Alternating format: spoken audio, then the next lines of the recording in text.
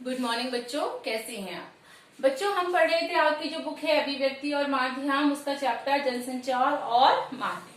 बच्चों आपको जो ये चैप्टर है जनसंचार थोड़ा सा बड़ा है, लेकिन क्या कर सकते हैं, पढ़ना तो पड़ेगा। देखिए कल के क्लास में मैंने आपको बताया था कि जनसंचार किस तरह से हमारे पुराने पौराणिक काल में प्रचलित हुआ या धीरे धीरे उससे सारी चीजों का हमें ज्ञान हुआ।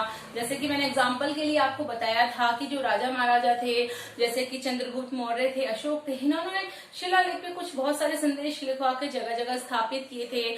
साथ में हमारे पौराणिक जो संस्कृति है, कलाएं हैं, जैसे कि लोक नाट्य है या फिर कथा वाचन है या लावड़ी, इन सारी चीजों से भी हमें कहीं ना कहीं हमारा मनोरंजन तो होता ही है, साथ में हमें यानी कि संदेश की प्राप्ति भी होती है। तो आइए बच्चों आगे हम जनसंचार के आधुनिक माध्यम को अपने आज के रूप में देखते हैं कि आज जो हमारा जनसंचार है वो किस तरह से हमारे जीवन में पूरी तरह से हमारे ऊपर छा गया है। देखो सबसे पहले उसमें आ जाता है हमारा समाचार पत्रिकाएं। बच्चों समाचार पत्र पत्रिकाएं जनसंचार की सबसे मजबूत कड़ी है, अर्थात इसको हम प्रिंट मीडिया ही भी कह सकते हैं, क्योंकि समाचार कहाँ सकते हैं, प्रिंटिंग होते हैं। हालांकि अपने विशाल दर्शक वर्ग और तीव्रता के कारण रेडियो और टेलीविजन की ताकत ज्यादा मानी जा सकती है, लेकिन वाणी को शब्दों के रूप में रिकॉर्ड करने वाला आरंभिक माध्यम होने की वजह से प्रिंट मीडिया का महत्व हमेशा बना रहेगा। वैसे तो देखिए रेडियो और टीवी बहुत ज्यादा ताकतवर है देखा जाए तो जनसंचार के रूप में, लेकिन सबसे पहला जो था शब्दों को जिसने एक रूप दिया था वो हमारा था बच्चों समाचार पत्र। इसलिए हम समाचार पत्र को पहला नंबर पे रखेंगे। फिर कह रहे हैं कि अगर टेलीविजन या इंटरनेट किसी भी माध्यम से खबरों के संचार को पत्रकारिता कहा जाता हो, लेकिन आरंभ से ही प्रिंट माध्यमों के जरिए खबरों का जो आदान प्रदान होता है उसको हम कहते हैं पत्रकारिता कहते हैं।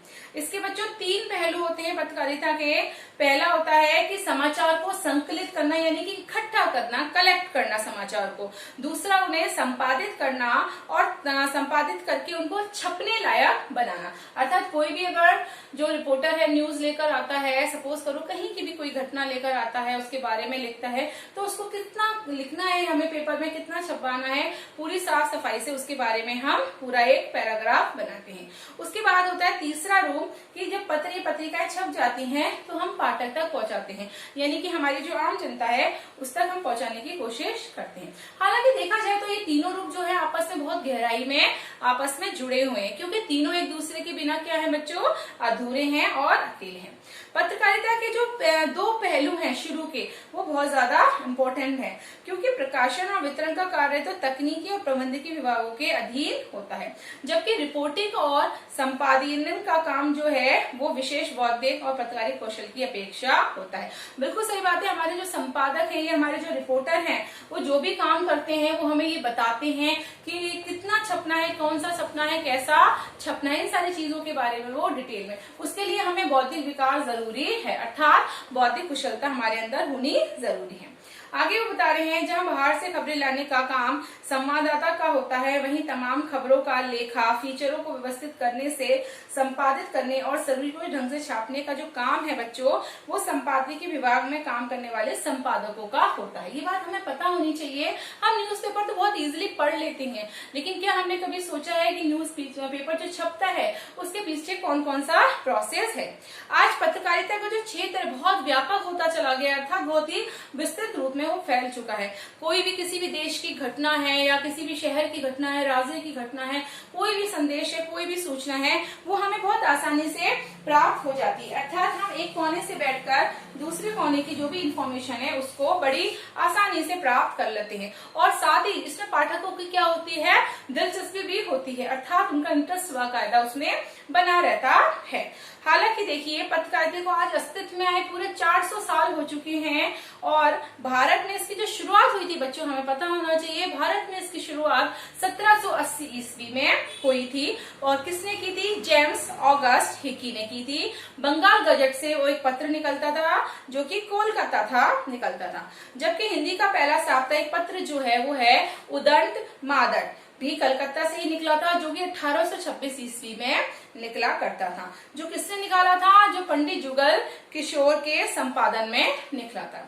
हिंदी भाषा के विकास में शुरुआती अखबारों और पत्रिकाओं ने बहुत महत्वपूर्ण भूमिकाएं निभाई है। इस लिहाज से भारतेंदु हरिश्चंद्र का नाम हमेशा हमारे सम्मान के साथ लिया जाता है, क्योंकि भारतेंदु हरिश्चंद्र ने बहुत ही अच्छे से काम किया है। संपादन में बहुत सारी पत्र पत्रिकाओं का उन्होंने कार्य भी संभाला है।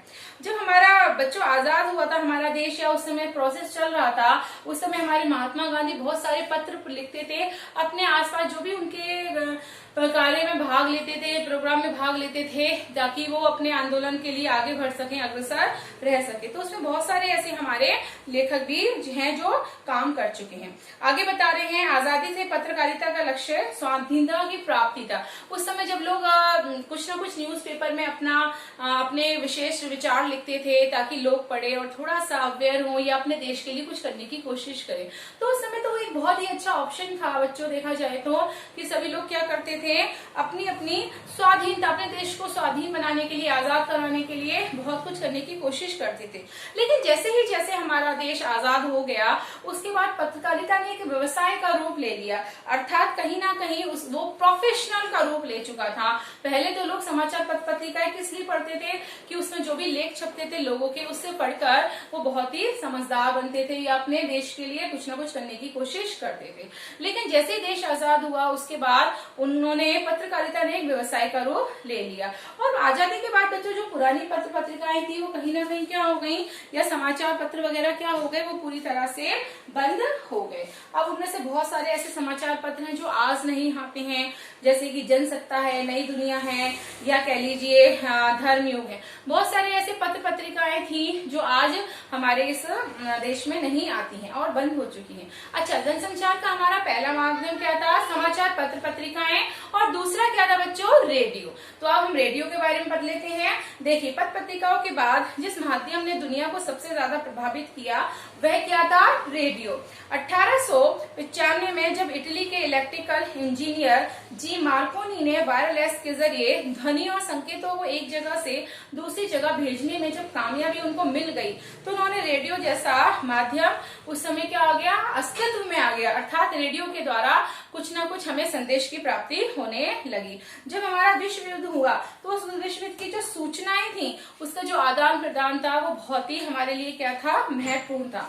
तो शुरुआती समय में रेडियो स्टेशन अमेरिकी शहर पिट्सबर्ग, न्यूयॉर्क और शिकागो में खुले थे। ध्यान से देखिए, ये बात बहुत इंपॉर्टेंट है। रेडियो स्टेशन जो थे अमेरिका के पिट्सबर्ग, न्यूयॉर्क और शिकागो में खुले। भारत ने सन 1921 ईस्वी में बंबई में टाइम्स ऑफ इंडिया ने डाक तार विभाग के सहयोग से पहला संगीत कार्यक्रम प्रसारित किया था। ठीक है, 1936 में विधिवत ऑल इंडिया रेडियो की स्थापना हुई। हमें पता होना चाहिए कि हमारे देश में रेडियो की स्थापना कब हुई थी, वो हुई थी बच्चों 1936 ईस्वी में। और आजादी के समय तक देश में कुल 9 रेडियो स्टेशन खुल चुके थे। जैसे हमारा देश आजाद हुआ उस समय 9 रेडियो स्टेशन खुल चुके थे। कहाँ कहाँ देखिए, लखनऊ, दिल्ली, बम्बई, कलकत्ता, मद्रास, तिरुचिरापल्ली, ढाका, लाहौर और पेशावर। उस समय हमारा देश आजाद नहीं हुआ था। जाहिर है इनमें से 3 रेडियो स्टेशन विभाजन के साथ पाकिस्तान के हिस्से में चले गए। अब जाहिर सी बात है, जैसे ही विभाजन हुआ तो जो 3 चीज ढाका, लाहौर और पेशावर, ये कहाँ चले गए, पाकिस्तान में चले गए। अब आजादी के बाद भारत में रेडियो एक बेहद ताकतवर माध्यम के रूप में हमारे सामने उभर कर आया। अर्थात धर्मनिरपेक्ष लोक हितकारी राष्ट्र के जन माध्यम के तौर पर देश के नवनिर्माण में आकाशवाणी की महत्वपूर्ण भूमिका रही, क्योंकि आकाशवाणी जो थी बहुत विभिन्न प्रकार के कार्यक्रम प्रस्तुत करती थी, साथ में जो भी जरूरी संदेश थे या समाचार थे वो हमको उसके कार्यक्रमों के बारे में बताती। आज आकाशवाणी देश की 24 भाषा और 146 बोलियों के कार्यक्रम प्रस्तुत करती है। बहुत बड़ी बात है कि आज आकाशवाणी 24 भाषाओं के बारे में बता रही है। देश की 96% आबादी तक इसकी पहुंच है, अर्थात यहाँ तक रेडियो सब लोग क्या बात करते हैं, सुनते हैं। 1993 में एफएम फ्रीक्वेंसी मॉड्यूलेशन की शुरुआत के बाद रेडियो के क्षेत्र में कई निजी कंपनियां आगे आई। अर्थात बहुत सारे लोगों ने सोचा कि हम रेडियो के माध्यम से अपना व्यवसाय कर सकते हैं, लेकिन अभी उन्हें समाचार और समसामयिक कार्यक्रमों के प्रसारण की अनुमति नहीं थी। 1997 में आकाशवाणी और दूरदर्शन को केंद्र सरकार के सीधे नियंत्रण से निकालकर प्रसार भारती नाम के स्वायत्तशासी निकाय को सौंप दिया गया।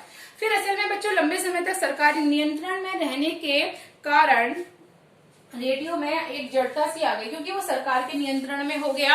अब जाहिर सी बात है, हम किसी के नियंत्रण में काम करते हैं तो अपने हिसाब से काम नहीं कर पाते। 1995 में उच्चतम न्यायालय के एक फैसले ने इसको तोड़ दिया, अर्थात इसकी जो जड़ता थी सरकार के पास उसको समाप्त कर दिया। और इस फैसले में कहा गया कि ध्वनि तरंगों पर किसी का एकाधिकार नहीं हो सकता, अर्थात कोई एक व्यक्ति इस पे काम नहीं कर सकता। उसके बाद एफएम के दूसरे चरण के साथ देश के 90 शहरों और 350 से अधिक निजी एफएम चैनल शुरू हो गए। बच्चों, रेडियो एक ध्वनि माध्यम है जो गांधी जी ने बल्कि रेडियो के माध्यम में एक बात भी कही थी कि रेडियो एक अद्भुत शक्ति है। ये किसने कहा है? ये गांधी जी ने कहा है, क्योंकि रेडियो के माध्यम से हम दूर बैठकर दूर का समाचार, बहुत सारी चीजों के बारे में पता कर सकते हैं। क्योंकि दूर दराज के जो गांव हैं वहां संचार और मनोरंजन के जो साधन है वो उपलब्ध नहीं होते, लेकिन रेडियो के माध्यम से आप, जैसे कि रेडियो सभी जानते हैं, एफएम रेडियो के बारे में आप सभी जानते हैं, तो हम बहुत सारी जानकारी प्राप्त करते हैं, साथ में हम बहुत सारा मनोरंजन भी प्राप्त करते हैं। रेडियो ही वे उस समय एकमात्र ऐसा साधन था बच्चों कि बाहरी जो दुनिया थी उससे हम किस तरह से जुड़े रहते थे, क्योंकि बाहरी देश की, राजनीति, हमें हर प्रकार की सूचनाओं प्राप्त होती थी। आकाशवाणी के अलावा सैकड़ों निजी एफएम स्टेशनों और BBC, voice of America, Deutsche Welle, Moscow radio, radio paging, radio Australia जैसे कई विदेशी प्रसारण और हम एमच्योर रेडियो क्लब आदि चीजों का जाल सा बिछा हुआ था। अर्थात रेडियो के माध्यम से हम अपने देश को आगे बढ़ाने की कोशिश कर रहे थे। तो बच्चों, आज आपकी क्लास यहीं तक होगी, कल इस क्लास को मैं कंटिन्यू करूंगी। Thank you.